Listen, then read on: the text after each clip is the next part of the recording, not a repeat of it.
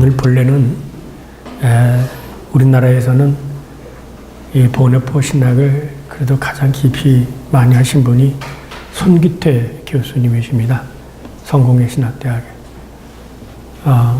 그런데 이분이 한 20년 전부터 투석을 하셔서 배랑간에 어제 저녁에 전화가 왔습니다. 김 박사가 하도 부탁을 해서 꼭 하려고 했는데 투석을 하고 나니까 도저히 힘이 없고, 그 다음에 이 심장 안에다가 뭘 3개를 달으셨답니다. 그런데 2개는 괜찮은데 1개가 작동이 잘 안 돼서 혹시 멀리 이동하다가 밤늦게까지 해서 쓰러지면 어떡할까 도저히 못하겠다고. 그래서 어제 저녁에서 제가 이걸 받아보고 저 역시도 몸이 좀 불편한 상태에 있다가 이걸 가지고 하려니까 밤을 도저히 못 쓰겠더라고요.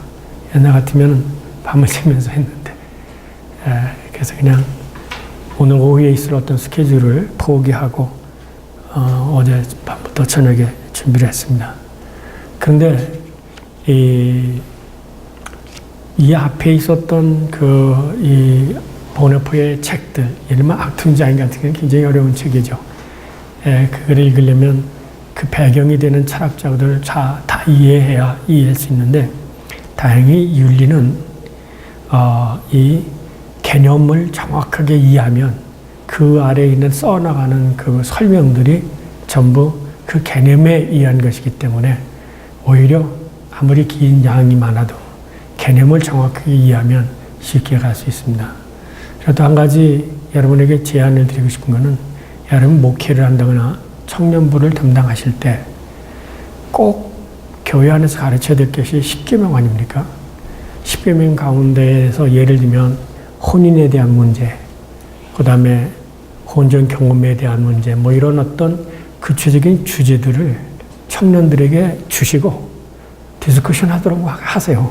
한참 디스커션하고 이제 발표하도록 하고, 그 다음에 목사님들이 그거에 대한 게서 옳다 그르다를 표현하지 마시고, 반대로 그분들에게 이제 예의 찬송, 예를 들면 혼전 경험에 대해서 찬성하는 사람이면 이제 이 사람에게 질문 하나 하고, 반대하는 사람은 이분하고 이렇게 질문을 해서 그들이 궁극적으로 뭔가를 성경 안에서 찾아가도록 이렇게 해서 그거를 이렇게 정리를 해 놓으시면 여러분이 목회하는데 아마 3, 4년 이렇게 한번 텀으로 돌아가면서 굉장히 좋은 자료가 될 것 같습니다. 예를 들면 오늘에 나오는 여기 자살에 대한 문제, 이런 것들도 여러분 그냥 지나가 버리지 마시고요. 이 자살에 대한 문제를 디스커션을 시켜가지고 주제를 두고, 뭐 중고등부도 요즘 잘하더라고요. 해서 그거를 여러분이 이렇게 정리를 해서 나중에 책을 맺는다든지, 여러분 교회 안에 하나의 목회자의 하나의 가르침, 지침서라든지 이렇게 만드시면 이것이 생산적인 것이 돼서 여기 오셔서 그냥 와서 듣고 가시는 게 아니라 좋은 결과를. 근데 문제는 이 윤리에 있어서 가장 중요한 것은 뭐냐면 노션이에요. 소위 데피니션을 어떻게 내려느냐라는, 이게 왔다 갔다 하면은 그렇죠. 윤리학자가 가장 비윤리적이라는 말을 들을 듯이, 그것이 뭐냐면 윤리는 철저하게 논리적이어야 되죠. 그렇지 않으면은 귀에 걸면 귀에 걸리, 코에 걸면 코걸이, 혹은 상황윤리로 빠진다든지 그렇게 되어버릴 수 있는데, 오늘을 이해하는 데서, 전체를 이해하는 데서 가장 중요한 것이 뭐냐면 das Natural here, das Natural here, 자연적인 것이 뭐냐라는 이 개념만 하고요. 또 한 가지 뭐냐면 소위 artificial, 인위적인 거, 그 다음에 독일어는 Willkürlichkeit, 자의적, 그 다음에 세 번째 중요한 제목이 뭐냐면 칸트의 도덕 철학에서 얘기하는 목적이 수단을 정당할 수 있겠느냐, 이 점이에요. 목적이 수단을 정당할 수 있겠느냐. 그 다음에 세 번째 뭐냐면 이제 크비크베, 크비크베, 이것을 각자에게 그것의 것, 이렇게 번역을 했습니다만 그에 상당한 그의 것이라는 뜻이죠. 옛날에 유명한 그 루터 종교교회에 에우스 렐리기온은 쿠이우스 렐리기온이라는 말이 있습니다. 그게 뭐냐면 교주의 종교가 곧 그 지방의 종교다. 이렇게 돼야죠. 종교개혁 당시에 봉건 영주들의 그 신앙이 바로 그 지역의 종교개혁의 신앙이 된 것처럼 그의 윤리는 바로 그 자신의 생각이다. 이런 뜻이죠. 그러니까 내가 여자라면 여자에게 합당한 윤리가 있는 거죠. 남자라면 남자에게 합당한 윤리가 있는 것이지 남자와 여자에게 동등하게 적용이 될 수 있는 하나의 그 호모게네지어른 획일화되어진 그 윤리란 체계라는 건 없다. 이게 바로 이제 그런 의미에서 각자의 것은 각자의 것, 그것의 것 이런 의미로 생각이 됐습니다. 여기서 조금 전에 한 것처럼 그 자연적인 것과 비자연적인 것이 뭐냐 이것에 대한 개념이 가장 기본적인 개념이고요. 그 다음에 목적이 수단을 정당화할 수 없다. 목적이 수단을 정당화할 수 없다라는 그 개념이고, 그 다음에 아까 이 자연적인 것, 그런 몇 가지 개념이 보훈회표에서는 분명히 서 있습니다. 그래서 그러한 개념을 가지고 읽어가시면 오늘의 이 얘기를 정당하게 아주 정확하게 읽어갈 수 있습니다. 전에도 말씀드렸지만 그 대학자일수록에 책을 써가는 데에 자기 노션, 컨셉이죠. 혹은 독일말로 베그리프 이 개념이 정확하게 서 있어요.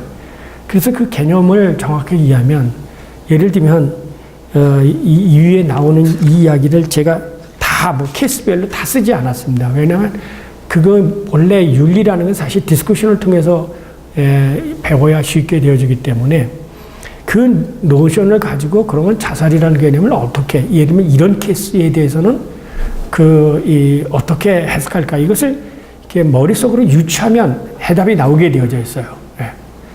그러니까 뭐냐면 철저히 아까 얘기한 것처럼 보훈회포는 자연적인 것이어야 된다는 거죠. 인위적인 것은 안 된다. 자연적인. 예를 들면 여기 케이스 나오는 건 사람이 태어날 때부터 정신 박양하라든가 혹은 스스로 생활할 수 없는 그런 사람이 태어났어요.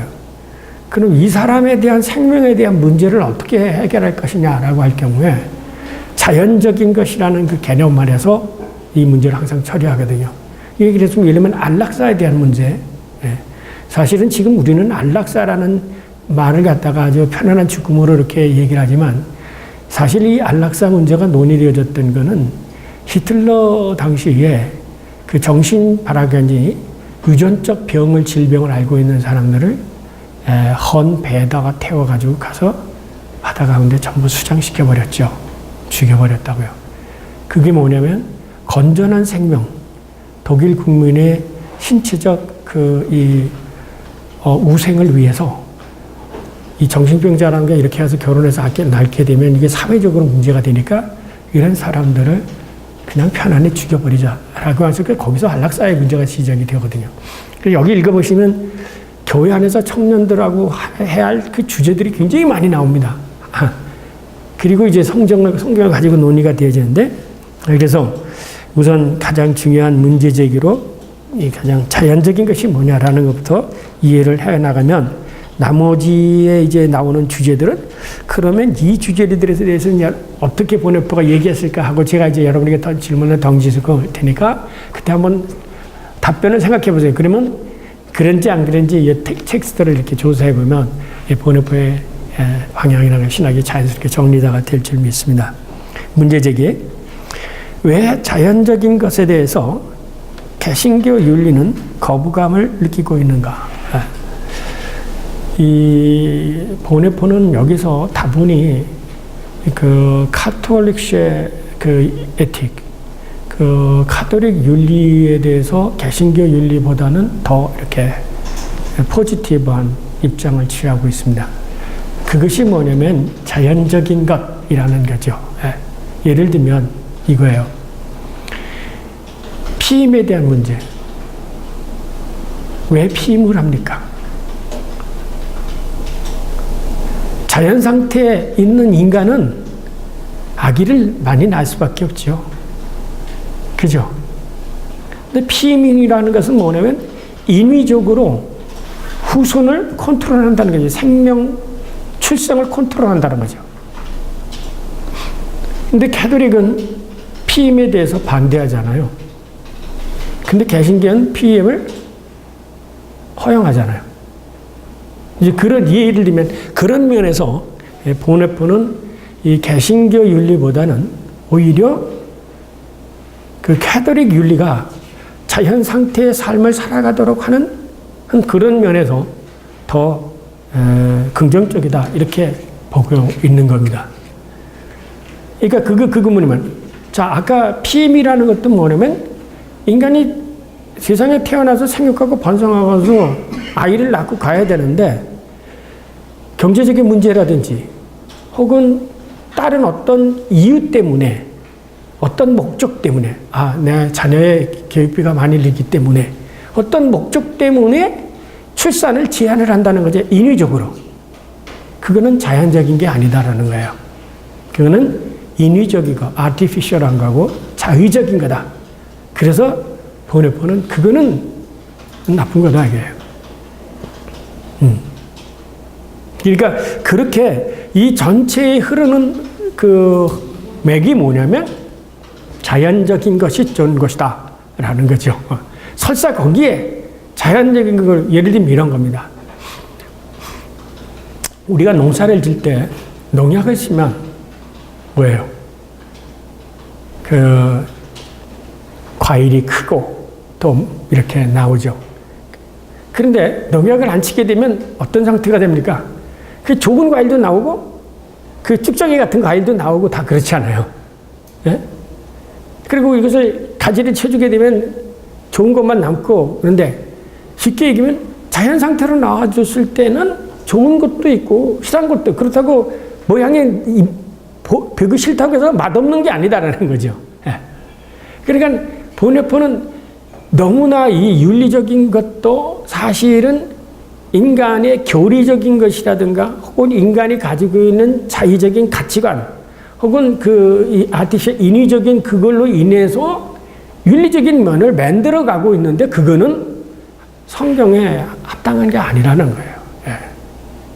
이제 이것이 이제 모든 게 인공적이고 어떤 목적론적이고 그 목적을 위해서 수단을 정당화해서 만들어가는 그런 하나의 인위적인 모든 윤리 그런 것들은 비성서적이다라는 거예요. 한마디로 얘기하면. 예.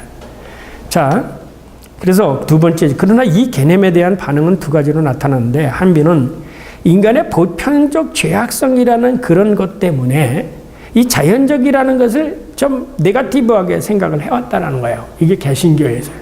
자연 상태 인간은 타락한 인간이기 때문에 이 자연적이라고 하는 것을 부정적으로 생각해 왔는데 오히려 캐톨릭에서는 이 자연적인 것이라는 것을 하나의 창조의 광채를 드러내는 것으로 이해해 왔다는 것입니다.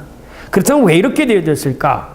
그 원인은 자연적이라는 것, 다시 나튜럴리히라는 그런 개념의 이해에서부터 생기게 되어졌다라는 거죠. 그래서 그 자연적인 것에 대해서 그렇지 심지어는 뭐냐면 자연계시 같은 거, 자연에 대한 뭐 이걸 싫어하죠. 개신교 측에서 일어나는 현상이고 우자는 카톨릭에 이른다. 그렇다면 자연적인 것에 대한 개신교가 왜 이런 곡해가 어디서 왔는가? 그것은 개신교가 하나님의 은혜 및 은총론을 너무 문자적이고 정적으로만 해석해 왔다라는 겁니다. 그 각주를 보게 되면 우리가 잘 아시지만 그 나를 따르라에 나오는 값싼 은혜도 이 개신교는 좀 더 깊이 이렇게 생각해 보질 않고 문자 그대로 예를 들면 칭의도 내가 예수 믿으면 구원을 받았어.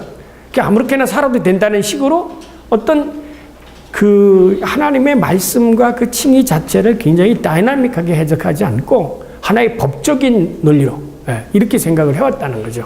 그렇기 때문에 자연적인 거다. 그러면 일단은 부정적으로 보게 되어지는 그런 결과를 낳게 되었다고 말합니다.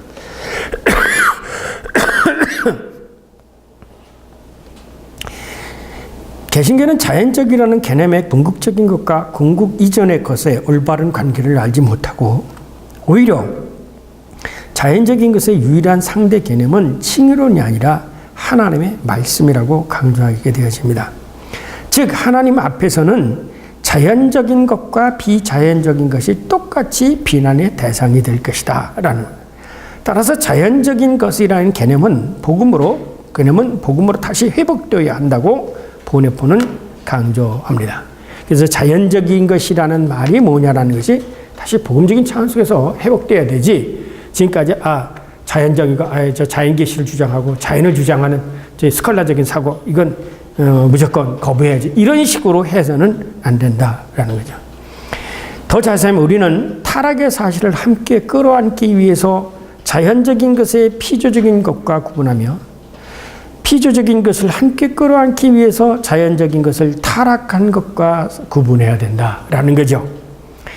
이 타락한 것과 자연적인 것은 동일한 것이 아니다. 물론 자연적인 것은 타락한 것이지만 그 안에서 타락이라는 것하고 자연적인 것하고의 그 세심한 관심 혹은 그 내용의 것을 구분해야 된다.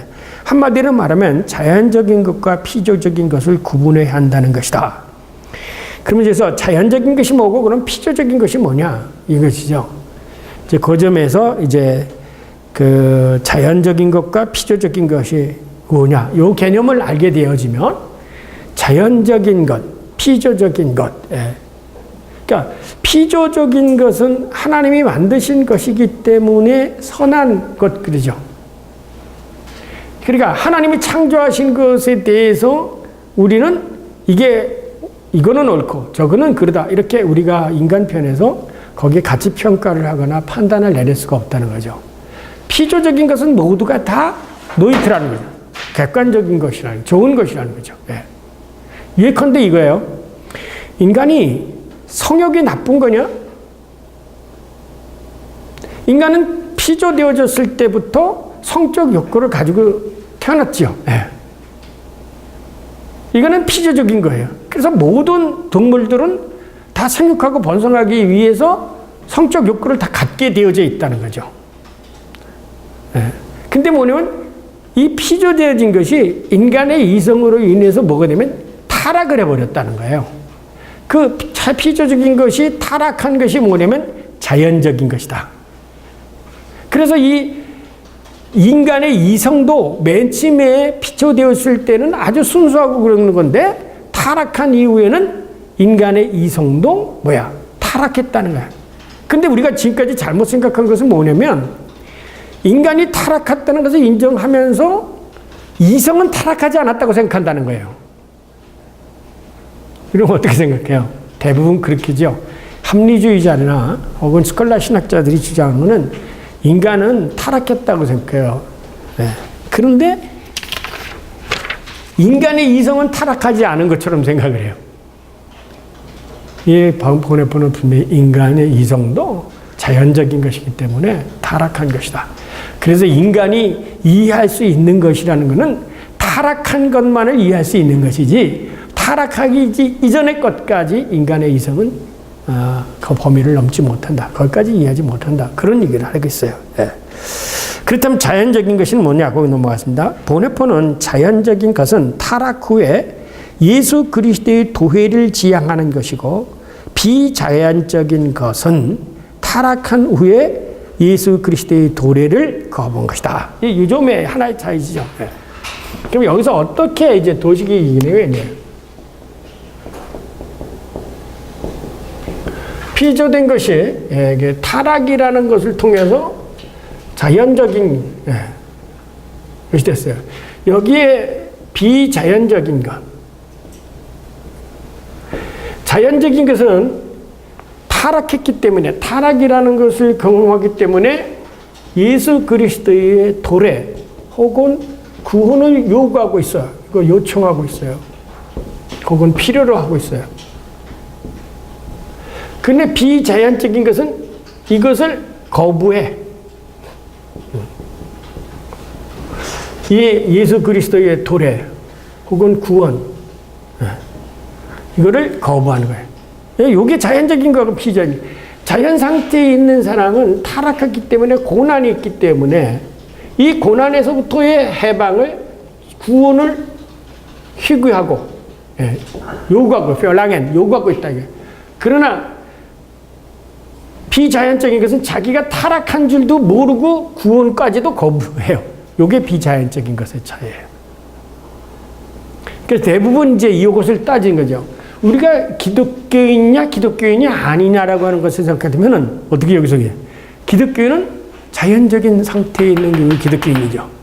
비기독교인은 자기가 구원이 필요함에도 불구하고 사실은 하나님의 도움까지를 거부하고 있는 존재예요. 그러니까 똑같이 자연적인 것이나 비자연적인 것이나 뭐야? 실수할 수 있고 타락한 존재이다는 거예요. 다 둘 다. 그럼 한 가지 차이가 있다면 이건 자기가 타락한 걸 몰라. 그러니까 저는 이거를 보고 늘 항상 인간의 두 가지 모습을 연상할 때 저는 이걸 연상을 해요. 이거하고 요즘 사순절이 이제 가까웠는데 아시죠? 예수님이 십자가에 달렸어요. 이게 둘 다 강도야. 이 사람도 강도고 이 사람도 분명히 성도의 강도라고 했어요. 근데 이 똑같은 강도가 예수에게 대하는 태도가 다르죠. 한 사람은 내가 오기에 당신이 죄가 없는데 당신 나를 했을 때 나 좀 기억해달라 이렇게 얘기하는 거고 조롱하면서 너가 뭐 하나님의 아들이면서 너도 좀 내리고 나 좀 내려봐라 이런 식의 똑같이 우리는 기독교인이나 비기독교인이나 다 자연 상태인데 똑같은 인간인데 타락한 존재인데 우리는 기독교인은 하나님의 도움을 요청하고 간구하고 있고 그렇지 않은 사람들은 그걸 거부하고 있는 거 그 차이죠. 그래서 이것을 이제 존재로 얘기하면 이것은 존재, 이건 비존재가 되어지는 거고 이걸 자연적인 것이라 그러면 이것을 비자연적인 것이라고 이렇게 해석을 하게 되어진 거죠. 그래서 이 보네포는 이 피조된 것과 자연적인 것. 그래서 이제 여기를 뭐라고 생각해요? 여기를 궁극 이전의 것이라고 이제 우리가 그 앞에서 읽던 궁극 이전의 것이라고 얘기하고 여기서 궁극적인 존재라고 이렇게 얘기를 해 나가죠. 자,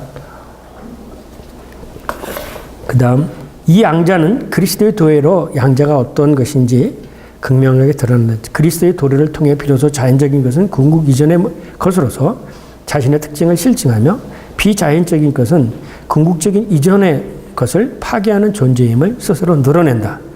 바꿔 말하면 자연적인 것은 궁극 이전의 것이다.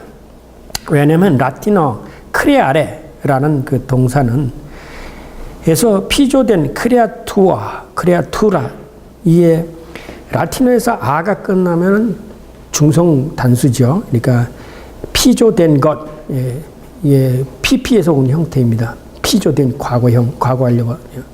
피조된 것은 나스키에서 현재 완료죠. 의뢰한 자연적인 나투라와 구별하기 때문이라는 것이다. 자연적인 것은 완전히 적합한 독립성, 자기 발전의 요소를 포함하고 있는 것을 의미하는 것이다. 그런데 피조물적인 것, das Geschöpfliche, 피조물적인 것이 타락으로 인하여 이러한 자연적인 것으로 변하였다는 것이다. 한마디로 말하면 하나님께서 창조하신 피조물이 타락한 것, 곧 다른 말로 하면 오늘의 우리의 모습이 자연적인 것이다. 저는 이거를 읽으면서 혹시 보네포가 루소를 읽었나? 라는 생각이 들 정도입니다. 따라서 자연 상태에서는 피조 당시에 하나님과의 직접 관계를 가졌던 것이 상대적으로 변하였다는 것이다. 따라서 자연적 생명이란 그리스도 자신을 통해서 비로소 실증된다고 보네포는 주장합니다. 왜냐하면 성육신을 통하여 그리스도는 자연적인 생명으로 친히 들어오셨기 때문이라는 거예요. 자, 이제 여기서 이제 그 인카네이션을 얘기할 때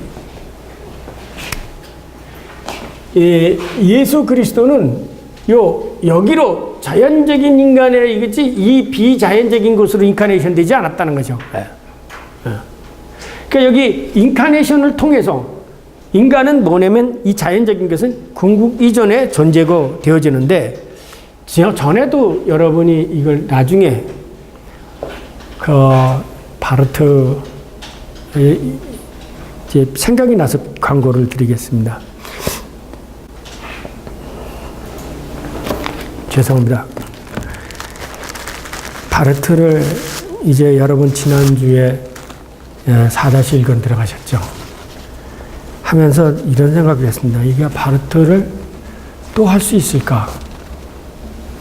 근데 보니까 또 할 수 없을 것 같습니다. 왜냐면 우선 특별히 여러분에게 부탁드리고 싶은 것은 바르트의 4-1권은 거의 지금까지 해왔던 전체 도그마틱하고 또 다른 하나의 별책이라고 얘기할 만큼 4-1권서부터 4-4까지가 굉장히 바르트 신학의 핵심적인 얘기고요. 정수입니다. 그거를 제가 전공을 했고, 그 다음에 한국에서는 최영 박사가 이제 전공을 했는데, 1년 반 정도 되면 이제 끝나게 되는데, 그거를 다시금 1권서부터 할 수 있을까? 제가 요즘 건강을 보면서 할 수 없겠다라는 생각을 하게 됐습니다. 그래서 혹시 지금까지 바르트를 듣지 않았던 분들이라도 이 4-1권서부터 시작되는 바르트는 꼭 읽으셔야, 그러면 나중에 이걸 읽고 그 앞에 창조론이라든지 선택론이라든지 이걸 읽으시면 이해가 되더라도요.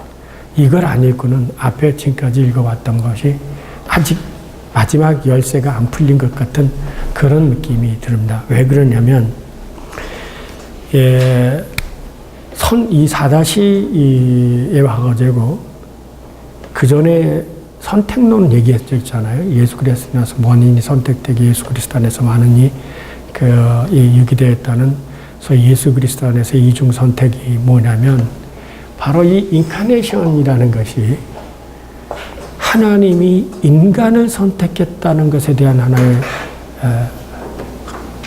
이 스푸르, 흔적이라는 거예요. 왜 많은 하나님의 피조물 가운데 하나님이 인간이 되셨는가? 바로 여기서 인간이 하나님에게 선택됐다는 것에 대한 증거라는 거예요. 우리는 너무나 간략하게 사람을 전제해 놓고 얘기지만, 그러나 이번에 이세돌이 그 인공지능에 지니면서 제가 인간론에서 얘기했던 대로 결국은 그 시대가 문이 열렸습니다. 앞으로는 이 지상에 로봇 인간하고 복제 인간하고 자연인 인간하고 외계의 인간인 네 종류의 인간이 나타날 텐데, 그 중에 가장 약한 인간이 자연인입니다. 자연인. 그때 가서는 신학이 선택론을 얘기할 때 인간 선택에 대한 얘기를 필연적으로 하긴, 로봇가 아니라 복제인이 아니라, 그때 가서도 결국은 하나님은 나사렛 예수라는 마리아의 아들이라는 것으로 인카네이션 됐다는 것이 나중에 인공지능의 로봇이나 혹은 복제인간이나 외계인간들이 말할 수 없는 그런 문제라고 생각이 들었습니다. 사실 이 문제를 가지고 지난 WCC 부산에서 할 때 그 손인홍 목사님이 저한테 그거를 발표하라고 해서 발표했는데, 그때 감기가 들고 그래가지고 영어로 못 써가지고 발표를 못했습니다. 근데 제가 이 생명신학회에서 이미 이 문제를 놓고 발표를 했습니다. 미래 인간학에 대한 문제가 논의되지 않는, 그리고 지금까지 가져왔던 소위 헤겔, 다음에 4월 4일날 그 헤겔과 니체를 강의하겠습니다만, 그 헤겔로 이어져 시작한 계몽주의로 인해서 시작하는 역사적 해석 방법은 이제는 끝이 나고 맙니다. 앞으로 독일에서 얼마만큼 그 역사적 방법을 가지고 신학을 이끌어갈 수 있는지 모르겠지만, 적어도 제가 보기에는 독일 신학은 역사적 방법으로 가지고는 이제는 끝이 났다라고 생각이 됩니다. 이제의 시대는 사이버의 시대입니다. 이 사이버의 시대는 시공간적이고 우주론적인 개념입니다. 그렇게 하지 않는 한 성경은 이 아직도 위클리드 기하학적인 편에서 있는 그 헬라주의적 역사관 개념 가지고는 성경을 더 이상 이해할 수도 없을 뿐만 아니라 현 사회도 이해할 수가 없게 되어집니다. 이것이 앞으로 제가 주장하는 그겁니다. 하나님 건강 허락해 주셔서 마지막 책을 쓸 수 있으면 좋겠습니다만 하나님 허락하지 않으면 그렇게 못하고 제가 이 과제를 여러분 제자들에게나 이렇게 남겨두고 가고 싶습니다. 하나님께서 그것을 꼭 이룰 수 있도록 지금 협조해 기도해 주시기 바랍니다. 이게 뭐냐면 바로 이 인카네이션이라는 것 자체가 우리는 지금까지 아무런 의미 없이 생각을 해왔습니다만 보네포도 그렇고 바르트도 그렇고 인카네이션 왜 하고 많은 피조물 가운데 하나님이 인간이 되셨느냐. 여러분이 잘 아는 대로 크루데우스 호모 왜 하나님은 인간이 되셨는가. 이 문제를 여러분이 잘 아는 안셈이라든지 혹은 이레니우스라든지 이런 분들은 구속적인 면에서 지금까지 해석해왔던 구원론 구속서적인 측면에서 해석해왔던 것이 이 사실입니다. 이 보네포도 마찬가지로 이 인카네이션 속에서 뭐가 드러나게 되냐면 자연적인 것이 과연 뭔가 그리고 왜 자연적인 것이 궁극 이전의 것인가 라는 것이 드러나게 된다는 것입니다. 거기 2페이지 3번 왜냐하면 성육신을 통하여 그리스도는 자연적 생명으로 친히 들어오셨기 때문입니다. 그렇기 때문에 보네포는 이제 윤리를 얘기할 때 이 비인간적인 것에 대해서도 얘기하지 않고 이 자연적인 것을 가장 노마티브한 것으로 이해하니 아티피셜하고 무슨 목적이 수단을 정당을 해가서 예를 들면 안락사를 시킨다든지 호스피스 아니에요. 여기에 의하면 이 윤리 이론을 얘기하면 보네포는 호스피스를 환영하지 않아요. 저도 환영하지 않습니다. 왜냐하면 하나님은 생명을 주시기도 하는 것이지 우리에게 죽음을 준비하라고 얘기하진 않아요. 인간은 이미 죽게 되어져 있는 거요. 하나님은 오히려 거꾸로 이 죽은 존재들을 살리기 위해서 고난을 당하시고 십자가에 못 박히시고 이 세계 안으로 들어오시고 인카네이션 되시는 것이지 우리가 그 영광스러운 죽음을 마련한. 그래서 호주에서 호스피스를 하는 이 김장대 교수라는 분이 매일 저한테 문자를 보내게 몇 번 참다가 말고 그랬어요. 나는 호스피스를 거부한다. 하나님은 인간을 살리고 사셨기 때문에 그 모진 고난을 당하신 것이지. 그것도 이 호스피스도 결국은 아티피셜한 거예요. 인위적인 거예요. 그러면서 저에게 뭐라고 하냐면 수면제를 사람한테 먹여가지고 10시간씩 잠자게 함으로 해서 평안을 준다는 거예요. 근데 그 소리를 듣고 나는 그거 아니다. 그 사람이 그게 평안한 거냐? 꿈속에서 가지도 못하고 똥을 싸고 있으면서도 그 꿈속에서 막 그 허우적거리고 있다고 하는 거예요. 왜? 이 사람을 갖다가 화장실에 데려다 주잖아요. 제가 우리 아버님 어머니를 모셔봐서 알아요. 노인네가 되면 2시간마다 몇 시간마다 화장실 가요. 정말 힘들어요. 그게 귀찮으니까 요양소에 가면 수면제를 먹여가지고 그냥 억지로 재워버리는 거예요. 그게 죽음을 준비하는 거냐고. 그래서 당신 나한테 이 호스피스에 대해서 더 이상 얘기하지 말라고. 나는 성경에는 살으라는 몸은 있어도 죽으라는 몸은 없다. 죽어가는 생명을 살리기 위해서 예수님이 십자가에 독하시겠다면서 왜 기독교 안에서 그게 뭐냐면 호스피스 운동이 여기서 읽어보셨겠지만 사실은 히틀러 당시부터 시작이 된 거잖아요. 소위 안락사라는 거. 그게 정신병자 죽이는 방법이에요. 그래서 저는 교회 안에서 호스피스가 아니라 고통을 같이 나누고 고통을 같이 함께 하는 거지.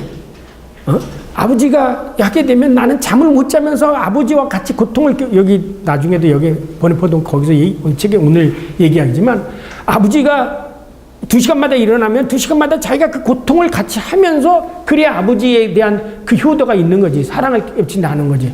자기는 편안하게 잠자기 위해서 아버지에게 수면제를 먹여?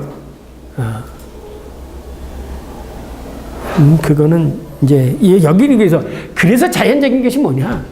사람은 늙으면 쇠퇴해지고 또 열악해질 수밖에 없는 게 인간의 생명이라는 거예요. 그것을 제3자를 위해서, 살아있는 건강한 생명을 위해서 이 병들고 힘든 생명들을 일찍 죽게 한다거나 다른 방식으로 내가 편안해지기 위해서 하는 거. 이거는 다 무고한 생명을 죽이는 거랑 똑같다는 거죠. 제가 이렇게 하면서 제가 회개에 나오는데, 제가 더 마지막까지 저희 어머니 아버님 모시고 있다가 아버지를 마지막에 요양소에 보냈는데, 결국은 아버님이 요양소 가서 돌아가셨는데, 힘든 건 사실이에요. 밤마다 일어나야 되고 똥어 좀 갈아내야 되고.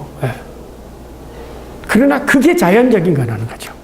그게 자연적인 것이라는. 그것을 회피하려고 한다는 거예요, 사람들은요. 그리고 그 회피하기 위해서 수많은 인위적인 이론과 개념을 거기다 집어넣는다는 거죠. 합리하고 정당하게 해서. 그게 뭐냐? 목적이 수단을 정당화하는 방식으로 집어넣는다는 거예요. 그거에 대해서 번뇌포는 다 거부를 하게 되어집니다. 거기서 이번째입니다. 그러나 내용적인 측면에서 인간의 이성에 의해서 자연적인 것이 인식된다고 말고, 왜냐하면 이성 그 자체는 보존된 생명 형태의 한 부분이기 때문이다. 그에 의하면 이성은 현실적인 것 안에서 전체와 보편을 통일체로 인식하고 지극할 수 있게 해주는 부분일 뿐이다. 따라서 이성 그 자체는 전적으로 자연적인 것 안에 포함되어 있다고. 그래서 자연적인 것과 이성적인 것의 관계는 보존된 생명의 존재 형태와 그 의식의 형태와 관계와 같다고 말하는. 그렇지만 이성은 타락한 세상에 주어진 것만을 지각하는 타락한 이성일 수밖에 없다. 이성이 아무리 이성적으로 합리적이고 관념적이고 타당하게 뭔가를 할지라도 그것도 역시 타락한 이성이지 건전한 이성은 아니라는 거예요. 그 점을. 그렇지만 이성은 주어진 것 안에서 보편적 것을 지각한다. 따라서 이성이 지각하는 주어진 자연것도 보편적인 것, 이 알게 마인한 것이다. 그럼에도 불구하고 일반적인 것이 카톨릭의 보편적 개념과 다른 것은, 카톨릭 교회는 이성의 본질적인 절체성을 보존하고 있다고 보는 반면에 개신교는 이성이 타락에 전적으로 가담하였다고 보는 견제다. 둘째는 카톨릭 교회는 이성은 이 자연적인 것의 형식적 특성도 파악할 수 있다고 보는 반면에 개신교는 자연적인 것은 객관적으로 주어진 것이라고 생각하는 점에서 여기 속에서 자연적인 것이라는 것 태도에 따라 카톨릭과 개신교와의 차이점, 그 점에 대해서 이제 얘기를 하게 되는 거예요. 결론적으로 자연적인 것은 타락한 세계 안에서 그 어떤 것도 그 어떤 법정도 설정할 수가 없다. 왜냐하면 자연적인 것은 이미 설정되어 있고 결정되어 있다고 그는 강조한다. 쉽게 해서 얘기하면 이럽니다. 인간은 태어나서 살다가 병들고 죽고 그렇게 되어 있다는 거예요. 그런데 사람이 생명이라는 것에 대한 생명은 위대한 거야라고 그 생명을 연장시키기 위해서 인위적으로 또 어떤 방법을 거기에다 가미할 때 그것은 자연적인 게 아니라는 거예요. 하나님 절대. 그래서 생명 연명 치료 있잖아요. 그냥 생명 이렇게 살게만 하는 연명 치료 같은 거. 그런 거에 대해서 번뇌포는 긍정하지 않죠. 사람이 제일 죽을 때가 되면 그냥 죽게 놔둬야 되는 거죠. 이 자연적인 것이라는 것에 대한 여러분의 이미지만 오늘 여기서 개념만 정확하게 이해하면 이 자살에 대한 문제를 내고 어떻게 혼인관계 문제를 한다든지 무슨 정박아의 문제를 이것들이 그 개념들을 어떻게 해야 될지 다 자연스럽게 연결해요. 아까 얘기했잖아요. 자연적인 거, 그 다음에 그 목적이 수단을 정당할 수 없다. 그 다음에 아티피셜해서는 안 된다. 인위적이고 그 다음에 자의적으로 해석하지 말라. 자연적인 상태는 그거와 반대된 것이다. 어차피 인간은 타락한 존재이고 이 타락한 존재 안에서 생명을 구원하려고 하는 것이 하나님의 뜻이다. 이러한 어떤 대원칙 안에서 이제 이해를 해가면 나머지 세부적인 문제들은 그냥 여러분들이 이제 읽으셔도 알고, 그 다음에 교회에서 청년들이나 이렇게 중고등학교 토론시키고 어느 것에 벗어나 있는지만 보시면 됩니다. 그러므로 이성을 통해서 자연적인 것을 인식하는 것은 보존된 생명의 근본 의지를 통해서 자연적인 것을 긍정하는 것과 상관한다. 그런데 이 근본 의지라는 게 뭐냐? 바로 자연적인 것은 곧 우리의 일상 자연적 생명을 유지 보존하고자 하는 의지다. 그러니까 근본적으로 뭐냐면 여기서 보네포가 그 슈바이처가 생각하는 생명에 대한 경외, 모든 것은 살고자 하는 생명의 경외. 그러니까 예를 들면 이거죠. 정신박약아들이나 그런 사람들이 아무리 정신적으로 그 박약해 있더라도 그들이 살고 싶지 않겠느냐? 어떻게 생각하세요?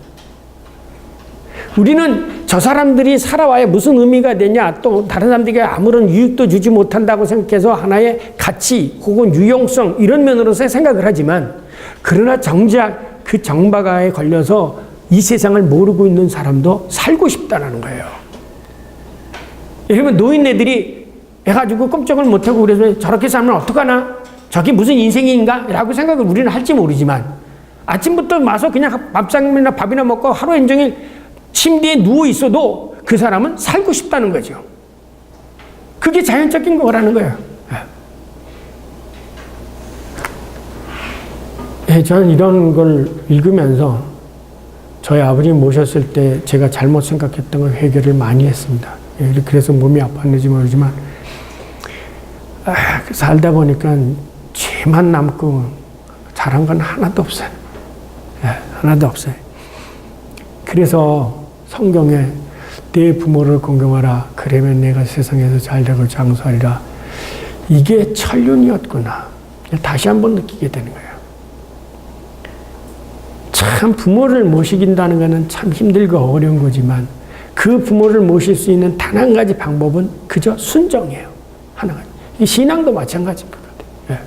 따질 필요가 없고 그냥 순종인데, 부모가 자식이 부모의 마음을 깨달지 못될 때 뭐라고 합니까?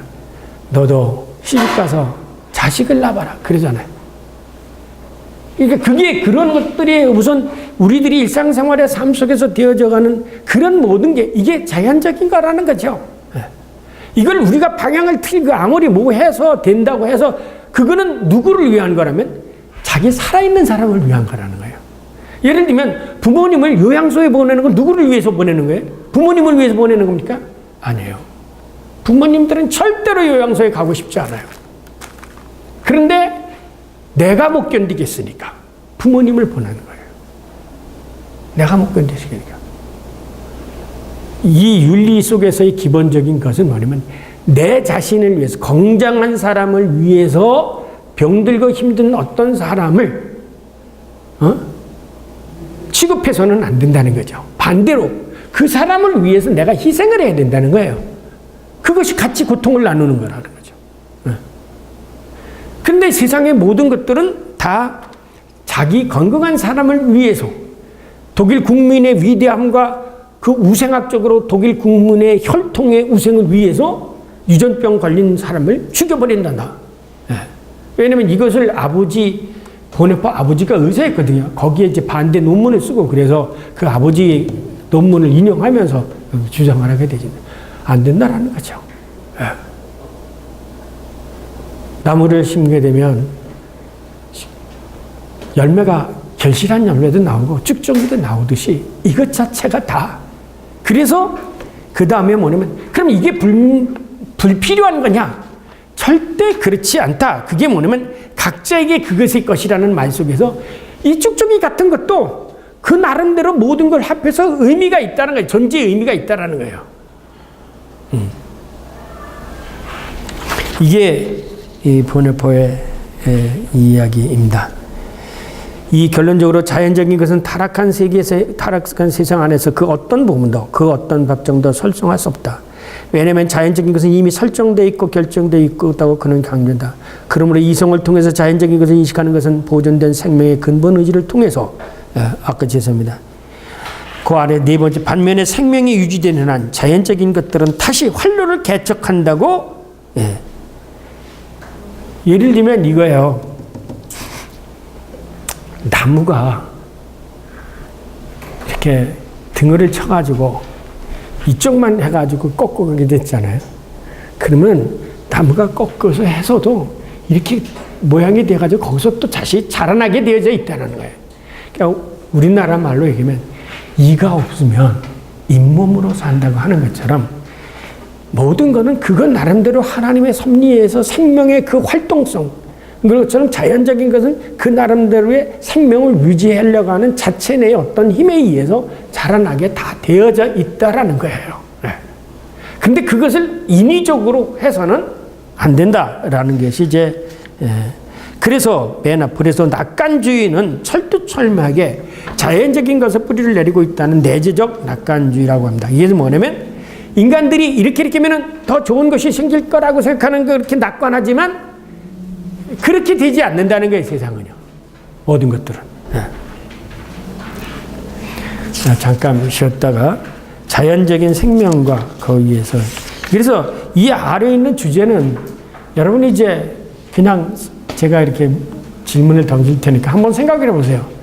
자연적인 것 그리고 인위적인 것은 안 된다. 무슨 것을 행할 때 그다음에 목적이 수단을 정당해서도 안 된다. 라는 이 원리에 의해서면 요 다음 것들이 그대로 다 정리가 되어집니다. 5분만 쉬도록 하겠습니다. 생명 자체 안에 내재하고 있는 그리고 생명 자체를 위하여 섬기는 형태다. 여기서 생명 그 자체를 절대화하는 인위적인 혹은 자의적인 생명주의 바이탈리스무스는 와 자연 생명은 구분되어야 한다. 자연적인 생명이라는 것 자체와 생명주의, 생명 자체의 유연성. 그러니까 예를 들면 이런 거죠.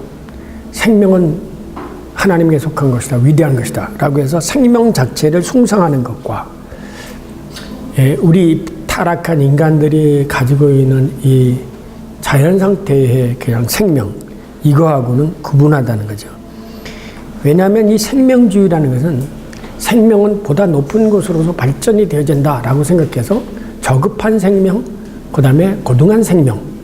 그래서 고등한 생명을 위해서 저급한 생명은 소멸되어야 된다라는 이런 사변적이고 형이상학적인 그런 생명주의와 자연적인 생명은 구분되어야 된다. 왜냐하면 생명주의는 생명을 목적을 위한 수단일 뿐만 아니라 생명 그 자체의 목적을 가지고 있다는 그 자체에서 정립된 통찰을 잘못 절대한 것에서 생겨난 것이라고 평한다. 그렇지만 하나님은 생명을 원하시며 생명이 영위될 수 있는 형태까지도 부여한다. 왜냐하면 방치된 생명은 스스로 파멸할 수밖에 없기 때문이란다. 한마디로 말해서 어떤 모양이라든지 사변적이고 추상적인 생명을 절대화하는 생명의 기계화를 보네포는 거부한다. 이런 점에서 생명주의와 생명의 기계화는 똑같이 자연적 생명, 생명의 적대성,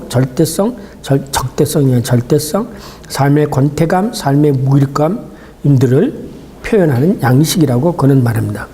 그래서 자연적 생명을 생명주의와 기계화라는 두 극단 사이에 있다는 것이다. 자연적 생명은 자신을 목적으로 여기는 생명이면서 동시에 자신을 목적을 위한 수단으로 여기는 생명이라는 거예요. 자연적 생명이라는 것은 뭐냐면 자기 자신이고 그리고 자기 삶을 살아가는 게 그게 목적이야. 어떤 밖으로에 주어진 어떤 이념이라든가 혹은 생명 그 자체에 대해서 내가 헌신해야 되는 그런 게 아니죠. 그러므로 기독교의 성경의 윤리는 먼저 권리에 관해 먼저 말하고 그 다음에 비로소 의무에 대해서 말한다. 반면에 관련론적 윤리학은 의무에 대해서 먼저 말하고 그 다음에 권리에 대해서 말한다. 이 말은 뭐냐면요. 칸트의 윤리와 성서의 윤리와의 차이점이라고 하죠. 예를 들면 기독교인들은 모든 게 먼저 하나님께로부터 주어진 거로 생각하는 거예요. 주어진 거. 생명도 주어진 거, 자유도 주어진 거. 그렇기 때문에 우리가 하나님 앞에 이렇게 해야 된다. 그래서 그 아래 가베와 아우프가베. 하나님께서 은사를 받았기 때문에 하는 거다. 그런데 이 가톨릭 도덕이라든가 혹은 다른 데에서는 반대죠. 아우프가베를 행하면 하나님이 가베를 주신다. 그렇게 생각해요. 너희가 교회를 열심히 해서 봉사하면 하나님이 이렇게 축복을 해준다. 이렇게 생각하면은 이게 뭐예요? 이게 캐도릭적이고, 하나님은 나 같은 사람도 살려주시고 그랬으니까 내가 교회 봉사해야지. 이렇게 생각하면 이것이 성서적이라는 거죠. 가베와 아프가베가 분명히 순서가 있다. 이게 이제 캐도릭, 아니, 본표가 주장하는 성서의 윤리는 가베와 아프가베. 그래서 아까 내가 가진 것 중에 먼저 받지 아니한 것이 어디 있겠느냐. 그래서 개신교의 윤리는 뭐냐면 전부 감사의 윤리예요. 감사의 윤리. 그러니까 이래 도 우투 데스. 내가 돈하는 거 내가 준다는 거죠. 준다. 당신이 우투 뭐뭐 하게 하기 위해서, 주게 하기 위해서, 당신이 나에게 주게 하기 위해서 내가 이렇게 이건 뭐냐? 종자씨 바치는 거죠. 이게 의해서는 여기서는 하나님의 은사가 뭐야? 은혜가 보상이 되어지죠. 이게 은혜라고 하는 것이라면은 보상이 이게 없어도 주어지는 게 은혜죠. 기독교 개신교의 윤리는 은혜의 윤리예요. 가베의 윤리인데 로마 캐도릭의 윤리는 보상의 윤리다라는 거죠. 그러나 보네포가 본 거는 모든 건 가베다. 하나님께서 주신 거야. 그 다음에 각자에게 그의 것을 아까 내가 말씀드린 거죠. 이 말이 의미하는 말은 한마디로 말하면 자연적으로 주어진 것에 뿌리를 내린 권리, 곧 천부의 권리가 존재한다면 그것은 외부로부터 오는 그 어떤 권리에 의해서 폐기되거나 파괴되어서는 안 된다. 이 말은 쉽게 우리나라 말로 표현하면 그 나름대로 다 존재의 의미와 이유가 있는 거야. 이렇게 생각하는 거죠. 네. 우리는 이렇게 생각하면 문제는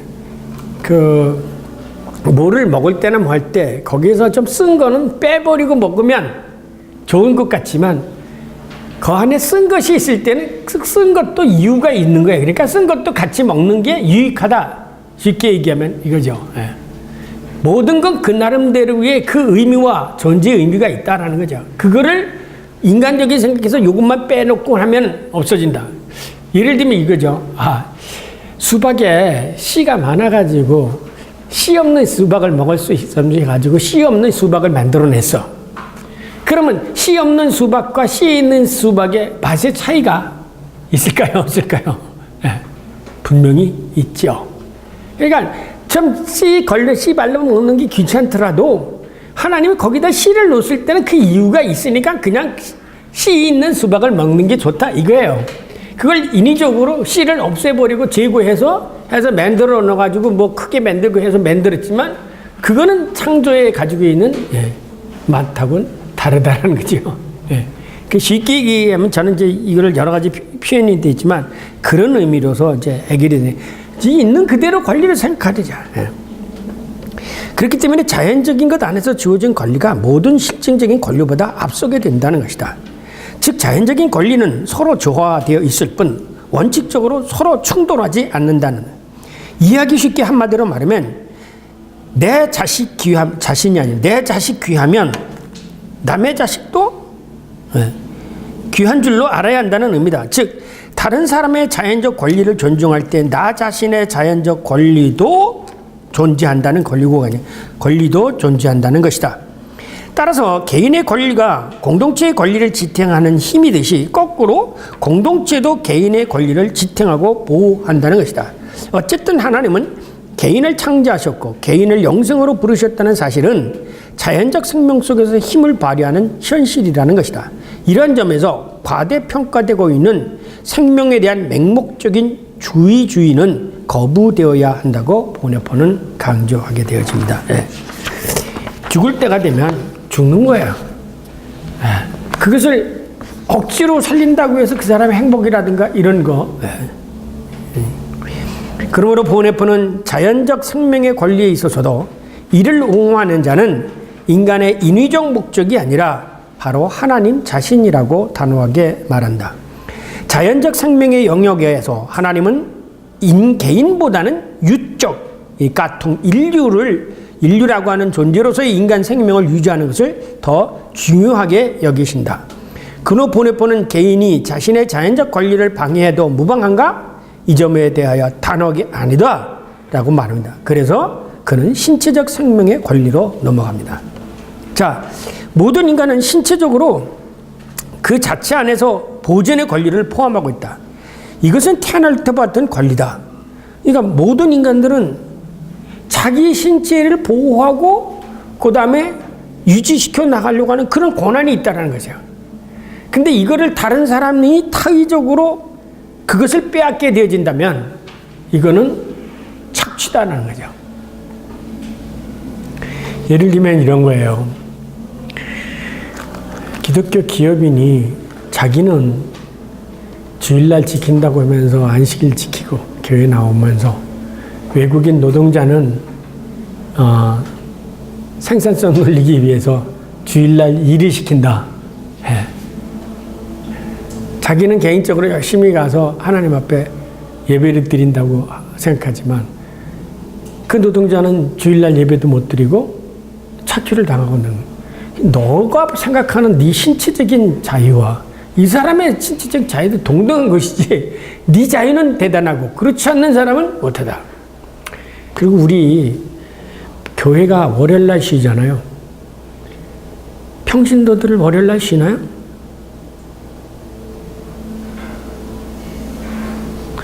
목회자의 신체적인 그거는 힘들고 그래서 월요일날 쉬어야 되고 다른 평신도들은 평신도이기 때문에 좀 교회 와서 예배 설교 안 하고 그랬다고 해서 주일날 월요일날 모시고 출근해야 되나요? 근데 이런 것들이 우리들 모르는 가운데 어떤 것을 사변적으로나 혹은 형이상학적으로 혹은 관념론적으로 그렇게 만들어놔요. 이렇게 만들어놔요. 이렇게 교회에 뭘 전화하려면 월요일 날은 못해요. 전부 쉬어요.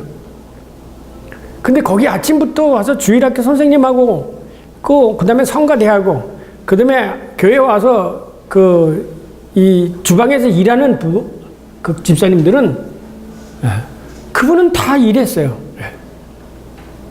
그리고 직장 나갔잖아요. 아침 새벽까지 또.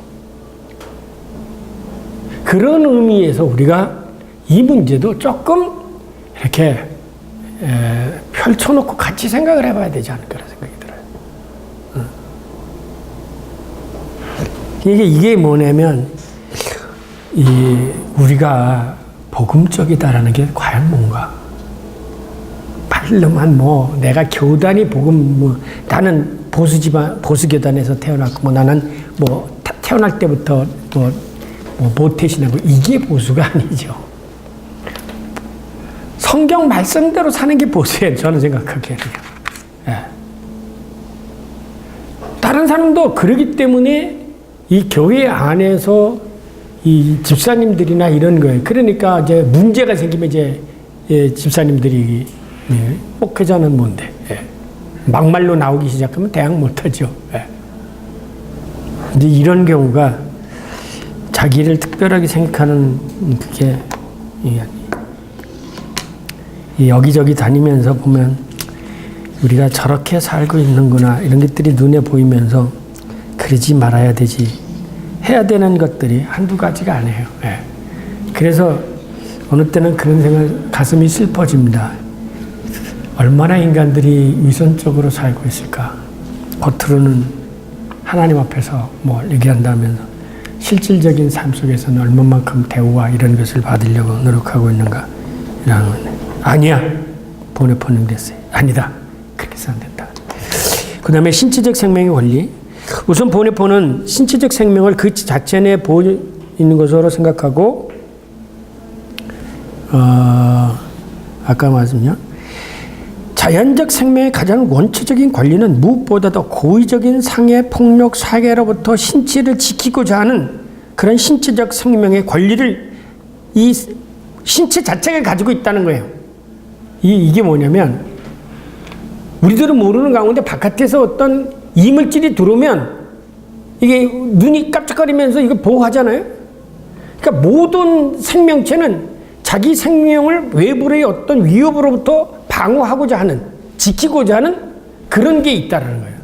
그런데 그거보다 더 강한 힘으로 그 방어에 대한 힘을 넘어가는 거. 예를 들면 강간.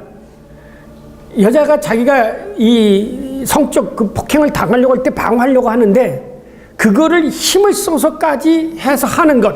이게 강간이잖아요. 이건 안 된다는 거죠. 그러니까 모든 생명체들은 자기 나름대로 하다못해 개미고 뭐고 간에 자기 나름대로 그 신체를 지키려고 하는 그러한 권리와 자유가 있다라는 거예요. 그것을 넘어서까지 억압하까지 해서는 안 된다.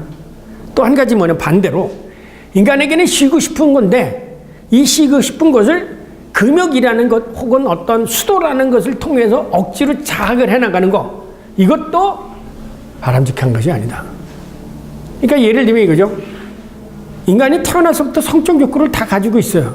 그런데 성적 욕구를 억제하고 스스로 고자가 된다든지 뭐 그러면서 스스로 뭐 거룩한 자가 되고자 하는 거, 이건 자연적인 것이 아니라는 거예요.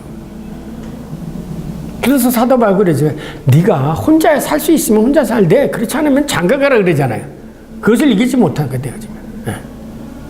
그러니까 이 아까 얘기했처럼 이게 더 자연적인 것이, 이것이 하나님이 필요한 윤리지, 이것을 인위적으로 고독하게 하고 나는 뭐 성자가 되기 위해서 혼자 살아야지, 이렇다고 해서 그것이 더 성스러워지거나 그런 것이 아니라는 거예요. 자연 있는 그대로. 그리고 그런 인간이 가지고자 하는 욕구, 먹고 싶은 욕구인 거잖아요. 그래서 아까 했잖아요. 즐겁게 먹고 놀아야 되는데 그걸 억제한다고 해서 무슨 성자가 되거나 귀한 것이 되는 게 아니라는 거예요. 이제 이런 것들이 어떤 인위적이고 제도적인 것을 만들어낼 때 이게 뭐냐? 이게 바로 바리새적인 거다라는 거예요. 그러니까 우리들의 윤리 속에서도 이런 바리새적인 요소가 많다라는 거예요. 그건 잘못된 거예요. 그러므로 모든 인간은 신체적 즐거움을 누릴 권리를 가지고 있다고 본다. 이를 위해서 보내부터는 전도서의 말씀을 인용한다. 그러나 동시에 신체를 마음대로 취급하는 것에 대해서도 경고를 한다. 그 이유는 모든 것은 하나님부터 주어진 것이다. 너 신체도 함부로 다뤄서는 안 된다. 이거는 자연적으로 너에게 주어진, 하나님께서 주어진 갑이야. 그걸 이렇게 잘 하지 너무 네 몸을 학대해서 그것도 아니다. 그래서 이 소위 이 금욕주의자들에 대해서 반대를 하는 거지. 그분께서 주시지 않고서야 누가 먹을 수 있으며 누가 즐길 수 있겠는가. 번역편은 신체적 생명이 누릴 수 있는 조건으로서의 주택, 놀이, 즐거움에 대하여 논하고 그리고 끝으로 신체에 대해서 언급한다. 그래서 그는 자의적이건 혹은 목적 지향적인 것과 자연적인 것을 철저하게 구분한다. 중요한 거죠. 자의적인 것은 어쨌든 안 되거나 목적 지향적인 거, 자연적인 것이 좋다. 한마디로 말하면 무고한 생명을 그 어떤 목적으로도 상해할 수 없고 무고한 생명을 의도적으로 살해할 행위는 모두 자의적이다. 이런 전망에서 보내뿐은 안락사, 존엄사, 치유할 수 없는 사람들에 대한 단명, 불치의 유전병 환자에 대한 치유 중단 등등에 대해서 자의적 혹은 목적론적 해석에 따라서 무고한 생명을 죽이는 것에 대하여 강력하게 부인한다. 그러나 전쟁에서 살해는 이미 상대방이 생명을 위협해 오기 때문에 정당한 방식으로 그거를 대체해야 된다. 한마디로 말해서 보내뿐은 하나님 앞에서 살아갈 가치가 없는 생명은 이 세상에 존재하지 않는다. 모든 생명은 다 하나님 앞에서 살아갈 존재의 의미를 갖는다. 왜냐하면 한 생명의 궁극적 가치를 평가하는 척도가 하나님 안에 있는 것이지 인간에게 있는 것이 아니다. 그 어디에도 없다. 번역본은 말하기를 건강한 사람을 위해 무고한 병자의 생명을 죽이는 것을 허용할 수 있다는 명제는 근본적으로 사회적 근거, 경제적 근거, 위생학적 근거를 아무리 된다 할지라도 그것은 타당한 것이 아니다. 그러면서 뭐라고 그러는지 아십니까? 인간의 사치를 위해서 소비하는 비용이 건강하지 못한 이 중풍병자나 건강하지 못한 정박아나 이런 사람을 위해서 보호할 때는 그 비용보다 더 많다라는 겁니다. 실질적으로 따지면. 뭐 경제적으로 뭐 이렇게 따지지만 그 돈이 아무리 많아도 인간이 사치를 통해서 허비하는 그 돈보다는 적다랍니다. 그렇다면 자살을 어떻게 할까요? 이제 여기서는 자살. 우선 보네포는 자살과 희생을 구분합니다. 자살과 희생. 한마디로 말하면 보네포에서의 자살은 희생과 구분된다. 타인을 위해서 자신의 목숨을 내어주는 것은 희생이라 할 수 있다. 이것은 희생이라는 것은 내가 스스로 타 사람을 위해서 내가 죽는 거 아닙니까? 예? 그런데 그건 자살이라고 얘기하지 않고 희생이라고 생각해요. 자살은 그게 아니라는 거죠. 이기적인 것일 수 있고 혹은 자기 자신의 그 죄악에 대한 결과일 수도 있고. 예. 그러나 분명한 것은 자기 생명에 대해서는 자기가 책임을 져야 된다는 거예요. 그럴 자유가 있다는 거예요. 그렇기 때문에 모두 가능해요. 하나님의 말씀에 대해서 자기가 순종하고 안 할 수 있는 그것도 자기에게 어쩌면 뭐 저는 그렇게 생각하지만 내가 하나님 말씀 그 영생을 얻을 거냐 아니면 말씀을 포기하고 난 지옥에 갈 거냐 그것도 일종의 더 확장해서 생각하면 스스로 죽는 거겠죠. 예. 이제 그거 여기 그런 얘기는 없습니다만 그는 자유의지에 따라서 인간은 자신의 생명을 긍정하나 부정할 수 있는 자유를 가지고 있다고 말합니다. 바로 이러한 생명에 대한 자유에서 그는 타인을 위한 희생도 나올 수 있고 한마디로 말하면 인간은 죽을 수 있는 자유를 가지고 있다. 그러나 궁극적으로는 하나님 앞에서 비난을 받게 될 것이라고 한다. 자살한 사람은 오직 자신의 생명의 소유주와 주인이 되시는 하나님 앞에서만 죄를 짓습니다. 다른 사람 앞에는 죄를 짓지 않지만 생명의 주인분에게 대해서는 죄를 짓는다. 자살이 불신앙의 죄로서 비난을 받는 것은 살아계신 하나님의 존재하시기 때문이라는 것이다. 바로 이러한 점에서 자살도 범죄로 속한다. 그렇지만 자살을 인간이 비난할 이유는 없다. 보네포는 성서가 그 어디에서도 자살을 명확하게 금지하고 금지하지 않는다는 사실을 이상하게 주목해야 한다고 말합니다. 하지만 자살은 오직 심각한 죄의 결과로 나타나는 경우가 많다. 결론적으로 보네포는 자살을 무조건적 정지하는 것은 아니다. 자살이 범죄 행위가 되는 것은 단지 생명을 주신 창조주에게만 죄를 범하는 것으로 한정한다. 그리고 실제로 자살은 죄의 결과로 나타나는 현상이라는 것이다. 그 전형적인 예가 바로 아히도벨과 가룟 유다의 경우라는 것이다. 가룟 유다가 왜 죽였어요?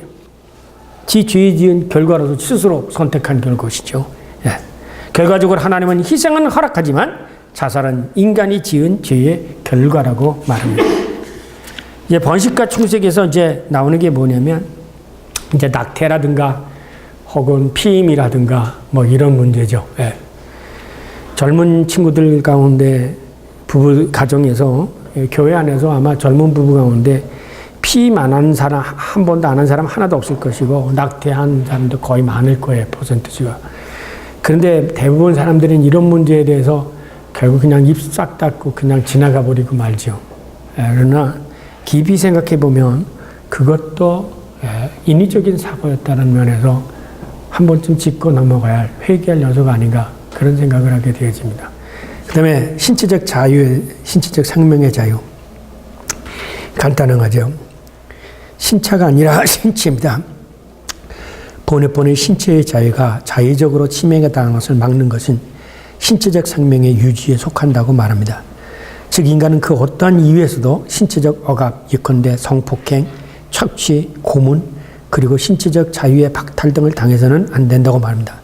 이러한 모든 일들은 항상 인간의 신체가 타인의 욕구나 목적의 수단으로 이용당할 때 일어난다고 그는 말합니다. 여기서 보네포는 교육적 차원의 체벌과 신체적 고문과 구별이 되어져야 된다는 겁니다.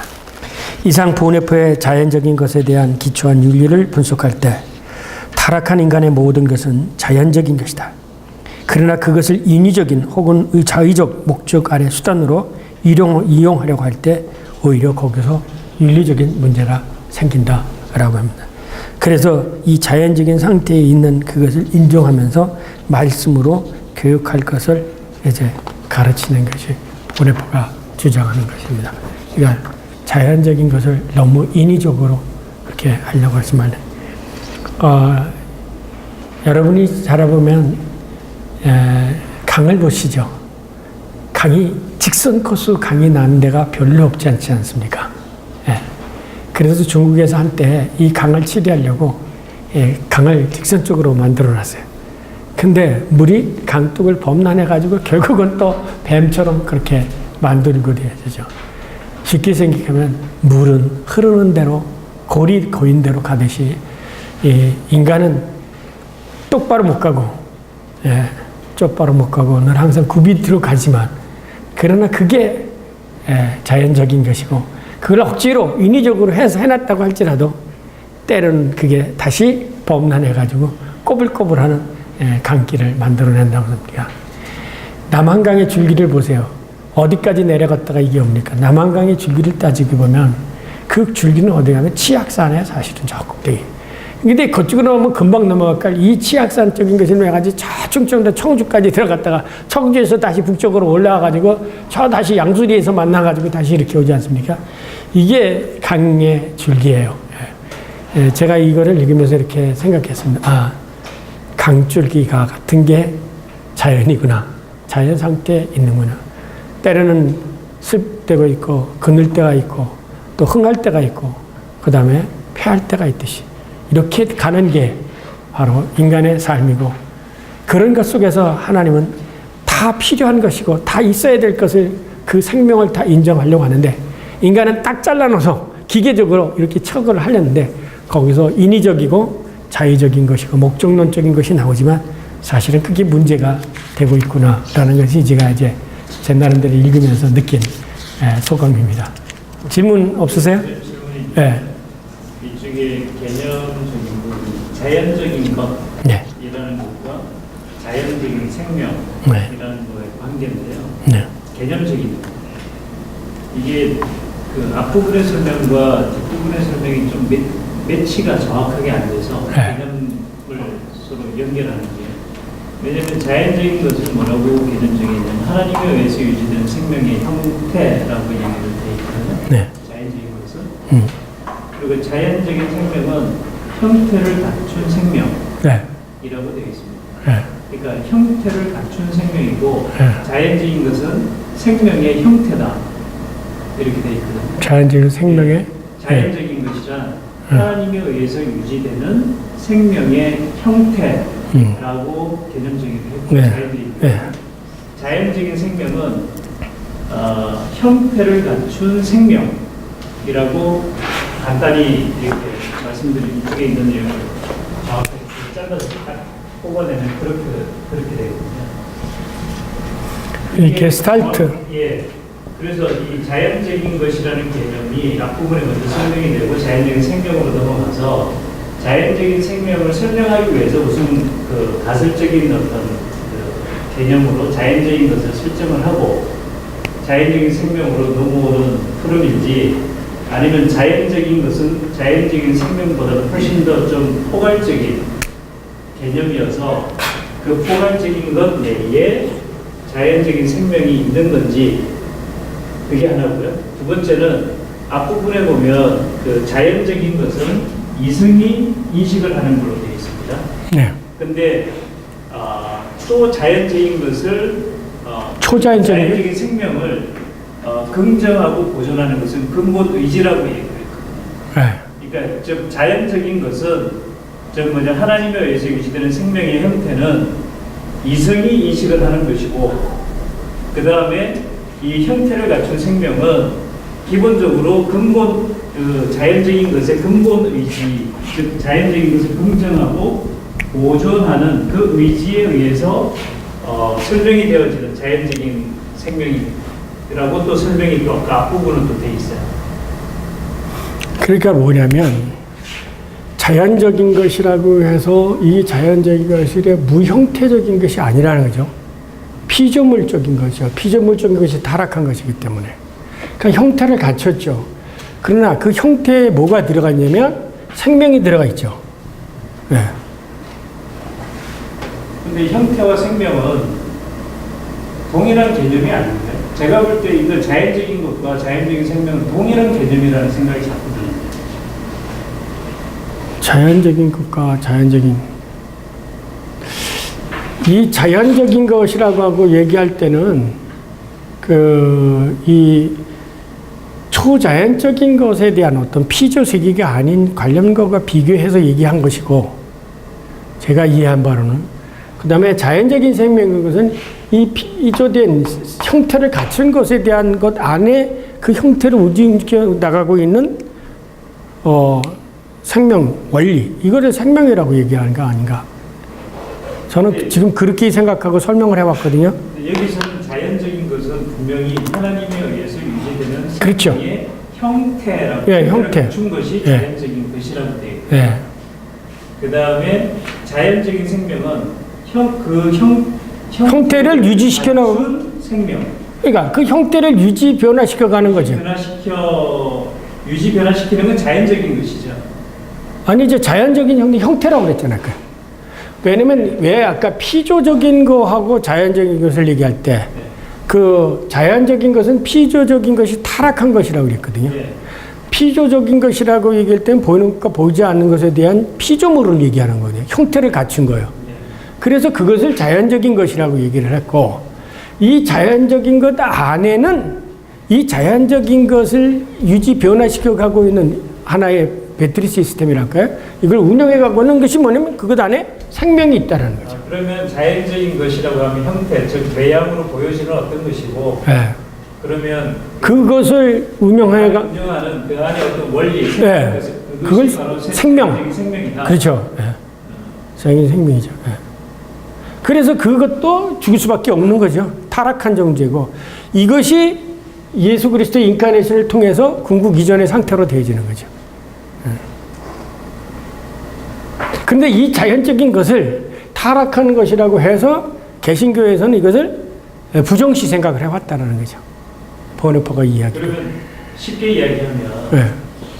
결과적으로 자연적인 것은 이성에 의해서 인식되어져야 되기 때문에 그렇죠. 이것도 이성도 타락한 이성이죠. 네, 그렇다면 자연적인 것은 결과적으로 자연적인 것과 자연적인 생명은 기본적으로 인간의 생명을 이야기하는 거예요. 딱 빼놓고 이야기해요. 한마디로 얘기해요. 그렇죠. 예. 우리 생명. 그런데 이 안에 있는 이 이성, 자연과 타락한 것도 안에 있는 자연적인 것도 이성이잖아요. 이 이성이 늘 항상 뭐냐면 합리적이고 인위적이고 자의적으로 뭔가 목적을 수단을 하고 그렇게 한다 이런 거예요. 그렇기 때문에 이 자연적인 것이 고통을 당하고 어려움을 당하게 된다는 거예요. 그래서 그거를 빼버리는 거예요, 오히려. 왜냐면 항상 우리가 목적이 수단을 정당화한다거나 인위적으로 뭘 생각하고 판단하는 것은 여기 타락한 이성이 하는 거거든요, 늘. 예. 그러니까 거기서 타락한 이성의 것을 빼버리게 되면 자연적인 것 그대를 보려는 거죠. 그것은 하나님이 창조한 것에서 이어간다는 거죠. 그래서 아까 얘기한 건 왜 제가 이 자연적인 것과 인위적인 것이라는 것을 아주 자꾸 구분해야 된다고 하는 거냐면, 이 자연적인 그 상태 안에 뭐가 들어가냐면 이 타락한 이성이 있어요. 똑같은 생명인데 이 타락한 이성을 자연적인 것으로 이해하려고 하지 않고 이것을 인위적이고 혹은 그 자의적으로 이 자연적인 것을 변형시키려고 해요. 예. 그 타락한 이성이. 예. 그러면 기본적으로 자연적인 것이 그 근본 의지에 의거해서 우리에게 유지되고 긍정되는 것으로서의 자연적인 생명을 이야기하는데, 예. 그러면 그 근본 의지라고 하는 것은 정확하게 어떤 의미를 가지겠습니까? 근본 의지라는 것은 살고자 하는 생명력. 살고자 하는. 생명력. 모든 것들은 다 살고자 하는 생명력을 가지고 있다 이거야. 그것이 자연적인 것이다 이거야. 피조물에서. 왜? 하나님께서 창조하신 것은 생육과가 범상한 것처럼 이것이 살아 움직여 가야 되는데, 문제는 여기 안에 있는 그 이 타락한 이성이 그것을 인위적으로 바꿔 놓는다는 거죠. 그렇기 때문에 오히려 자연적인 것들이 고통을 당하게 된다는 거죠. 인위적인 거. 여기서 이야기하는 생명. 네. 아까 생명의 한 형태로서의 자연적인 것이 움직여지게 하는 그런 어떤 자연적인 생명. 그 생명이라는 개념은 여기서 얘기하는 생명이라는 개념은 성서적인 개념인가요? 창조에 의해서 내진 생명이죠. 창조에 창조한 생명. 성소에 이 생명은 어떤 거다라는 기준은 없고, 생명 자체가 하나님의 피조물, 아까 피조물은 하나님이 여기서 생명을 주신 건데, 이 본래의 것에서 타락이 되어져 있기 때문에 여기에 생명이 그대로 남아 있는데, 이 자연적인 것 안에 여기다가 이제 이성이라는 걸 집어넣어서 여기 자연적인 것 안에 이성도 있다 이거야. 근데 요거는 타락한 이성이라고 했잖아요. 요 타락한 이성이 자연적인 것 안에 형태라는 것 속에 있는 이 생명이고 혹은 뭐 육체고 뭐 다른 개념들 많잖아요. 이 개념을 요게 인위적이고 자의적으로 해석하기 때문에 거기서부터 오히려 고통이 온다라는 거죠. 예. 그래서 이 생명 그 자체를 주장하는 생명주의, 바이탈리스무스가 생기게 되어지고 또 공리주의가 생기게 되어지고 그 뭐 아까 안락사라든지 이런 것 이런 개념들이 다 뭐예요? 요거로 인해서 생기는 거예요. 예. 그렇게 해서 그 타락한 이성으로 생기는 그런 인위적이고 자의적인 것을 빼야 된다는 거죠. 보네포는요. 그러면 추가적으로 제가 예. 그 바르트의 창조론에서 예. 이제 사실은 우리가 육식을 하잖아요. 네. 육식, 동물의 생명을 이제 사실은 빼앗는 작업인데 네.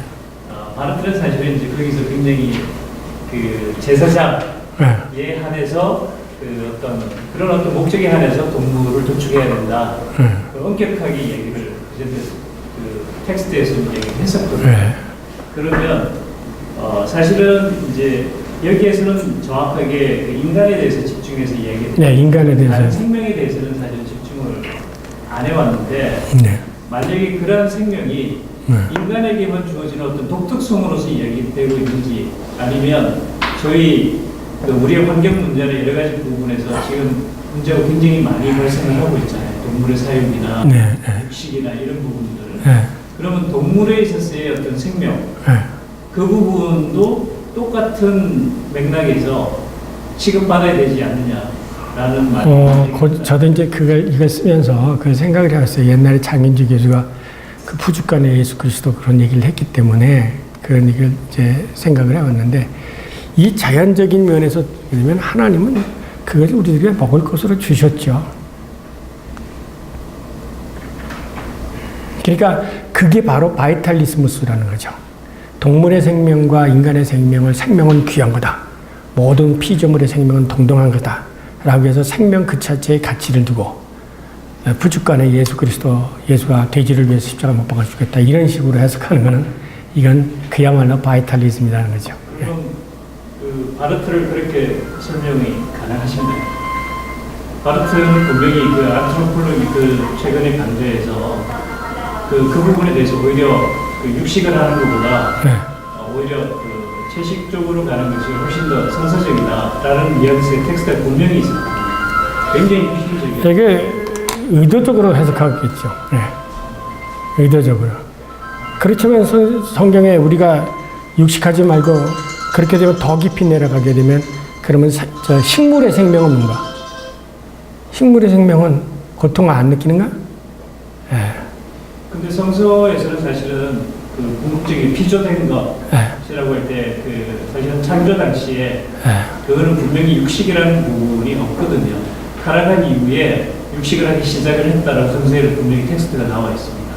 어디? 창세기. 창세기 몇 장인가요? 어디서? 실질적으로 예? 부모의 입장에서 저 자연적인 것이라는 것은 예. 이미 하나님의 섭리의 보존 아래서 이미 타락 이후에 그것을 긍정하는 측면이 있기 때문에 예. 실질적으로 창세기의 그때도 실질적으로 노아의 홍수 이후에는 하나님께서 육식을 허용하셨던 부분이 있다면 보네포의 빛에서 보면 그 자연적인 것은 육식을 허용하는 것도 포함이 되는 거죠. 근데 이제 보네포 입장에서는 그렇게 되는데 보네포 입장에서는 이제 그렇게 안 목사님처럼 얘기되는데 아까 하나님께서 육식을 허락하지 않았다는 창세기 어디에 있어요? 육식을 허락하지 않았다는 게 아니고요. 네. 창세기 때 육식을 했다라는 기록이 없어요. 그러니까 창세기 맨 처음에. 이제 그게 뭐죠? 그다음에 이제 육식을 했다라는 기록은 그 이후에 나오죠. 예. 예. 그러니까 기록이 없었다고 해서 안 했을 사람이 글쎄 말이에요. 창세기고 앞에 다시 들여봐야 되는데 기록이 없는 게 아니고요. 예. 창세기 1장에서는 인간에 대해서 채식만 줬는데 네, 채식만 줬어요. 홍수 이후에는 이제 하나님이 육식을 허용하고 있어요. 홍수 이후에 예. 왜냐면 이거는 과학적으로도 설명이 돼요. 우리가 장이 이렇게 소장이 긴 이유가 바로 채식 때문에 생겼다고 그 분명히 과학적으로 발견되어 있습니다. 하지만 타락 이후도 한 개를 제한하신 게 이제 피채 먹지 말라고 하는 그러니까 어떻게 보면 타락 이후에 기준이 좀 낮아진 거지 결국. 그래서 저는 보네포가 시간이 없어서 예. 사실은 이 생명. 근데 여기에는 없어요. 이런 거에는 그것까지는 논의가 안 됐고요. 주로 인간에 관한 얘기만 했죠. 동물에 대한 문제나 이런 거는 생각하지 않았어요. 예. 그래서 다음에 우리 목사님 발제할 때 그게 나올는지 모르겠네. 그건 안 나오는데 역사와 있는 그. 책에 예. 왜 인간만 다루는지는 각주 14번에 나와 있거든요. 예. 아니 그랬거든. 궁금한 게 그냥 시간 다 되게. 예, 예. 한 가지만 여보세요. 그냥 다른 부분은 아니고 그 227쪽에 생명 얘기하면서 그 나사로 얘기를 하는데 이 독일어 원서에는 왜 문둥병으로 나사로가 걸려 있다고 지금 표현이 되어 있어서 227페이지요? 네. 그 영어 버전에서 아무리 찾아봐도 이 문둥병이 걸렸다고 판단할 만한 근거는 없고 왜 이렇게 어떤 단어를 이렇게 문둥병으로 번역을 하신 건지 좀 궁금해서요. 제가 가지고 있는 거는 원본이 아니라 책이 다른 단행본인데 222페이지 어디야? 문둥병 부잣집에 누워있던 거기 있죠? 문둥병이 걸린 걸로 표현했는데 예. 다른 영어 버전을 봐도 그냥 종기, 소월 정도로 이렇게 표현이 돼 있지 네. 뭐 래퍼나 이런 단어로 쓰이진 않았는데 이렇게 번역을 하신 게 이거 독일 보네포가 쓸 때 루터 성경은 이렇게 문둥병으로 표현을 한 건지 아니 번역자 하신 분이 이렇게 번역을 하신 건지 좀 궁금해요. 그건 잘 모르겠는데요. 제가 가지고 있는 이 텍스트는 여기하고 달라가지고 찾기가 쉽지 않네요. 여기는 저희가 이 각주가 없고 그런 거라. 문득적으로 되면 부자 집 앞에서 얻어먹을 수 없지. 그건 나중에 한번 제가 찾아볼게요. 그 책에 대해서. 사실적으로 읽어보기 힘들고요. 네. 그거 찾아볼게요. 네. 이제 여러분이 이거 보네포 신학에서 가장 중요한 아까는 자연적인 것, 인위적인 것, 예? 그 다음에 목적이 정당화, 수단을 정당화하는 이런 문제에 대해서는 보네포는 철저하게 그 칸트적인 그래서 거부한다는 것. 그냥 이 자연적인 개념에 대해서만 정확하게 이해하게 되어지면 그 위에 낙태나 동물에 대한 그런 것도 아마 그럴 거예요. 보네포가 그렇게 얘기했으면 그럼 하나님 주신 거니까 잡아먹어도 될 거다라고 아마 얘기를 하셨을 거예요. 왜냐하면 인간에게 자연스럽게 먹고 살도록 할 수 있도록 그렇게 하고 또 이후의 사람들은 그렇게 해서 또 가축을 기르고 양육하고 하는 그런 삶을 살 수밖에 없었으니까 그렇게 되면 노마든 유목민들은 다 죽어야 되거든요. 예. 그러니까 그런 문제에 대해 생각하면 자연적인 것이라는 것에 대해서 생각해 보시면 되지 않을까라고 생각이 듭니다.